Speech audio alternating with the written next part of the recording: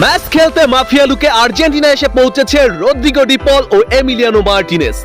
Chilli ও কলম্বিয়ার বিপক্ষে ম্যাচকে সামনে রেখে ক্যাম্পে যোগ দিতে শুরু করেছে আর্জেন্টাইন ফুটবলাররা।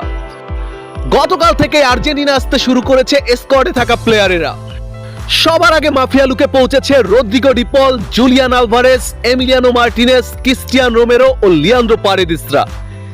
দেশে পৌঁছে প্র্যাকটিস সেশনে নেমে পড়েছে তিনবারের বিশ্ব চ্যাম্পিয়নরা। আর্জেন্টিনার ইন্টারন্যাশনাল ব্রেকের আপডেট জানিয়ে দেব আজকের প্রতিবেদনে। বন্ধুরা, বিশ্বকাপ কোয়ালিফাই ম্যাচকে সামনে রেখে দেশে ফিরতে শুরু করেছে আর্জেন্টাইন ফুটবলাররা। চলতি মাসে চিলি ও কলম্বিয়ার বিপক্ষে দুইটি কোয়ালিফাই ম্যাচ খেলবে আর্জেন্টিনা। প্রথম ম্যাচে চিলির মুখোমুখি হবে আলবিসেলেস্তেরা, দ্বিতীয় ম্যাচটি খেলবে কলম্বিয়ার বিপক্ষে। এই দুইটি ম্যাচকে সামনে রেখে আর্জেন্টিনা ক্যাম্পে যোগ দিতে শুরু করেছে স্কোয়াডে থাকা ফুটবলাররা।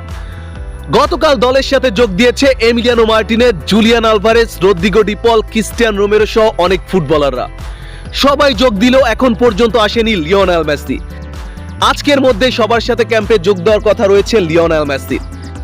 তবে মেসিকে ছাড়াই প্রথম দিনের প্র্যাকটিস সেশন কমপ্লিট করেছে আর্জেন্টিনার ম্যানেজার লিওনেল স্কলোনি। স্কলোনির অধীনে লিওনেল আন্দ্রেস মেসি ট্রেনিং গ্রাউন্ডে প্রথম দিনের প্র্যাকটিস সেশন সেরেছে আর্জেন্টাইন ফুটবলাররা। ট্রেনিং ক্যাম্পে সবার সাথে যোগ দিয়েছে তরুণ ফুটবলার ফ্রাঙ্কো মাস্টান্টুনো। প্রথমবারের মতো জাতীয় দলে সুযোগ পেয়েছে এই উদীয়মান তারকা ফুটবলার। এছাড়া চিলির বিপক্ষে কার্যজনিত সমস্যা থাকার কারণে খেলতে পারবে না বেশ কিছু ফুটবলার। তারা হলেন নিকোলাস অতামেন্ডি, এনজো ফার্নান্দেজ ও লিয়ান্দ্রো পারেদেস।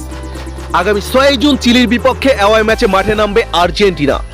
ম্যাচটি অনুষ্ঠিত হবে 6 তারিখ ভোর 7টায়। অপর ম্যাচে আগামী 11 জুন কলম্বিয়ার বিপক্ষে মাঠে নামবে মেসি মার্টিনেজরা। এই ম্যাচটি অনুষ্ঠিত হবে 11 তারিখ ভোর 6টায়। এটি আর্জেন্টিনার ঘরের মাঠে অনুষ্ঠিত হবে। ম্যাচের venue Estadio monumental stadium, Argentina. বন্ধুরা, আর্জেন্টিনা ফুটবল রিলেটেড নিত্য নতুন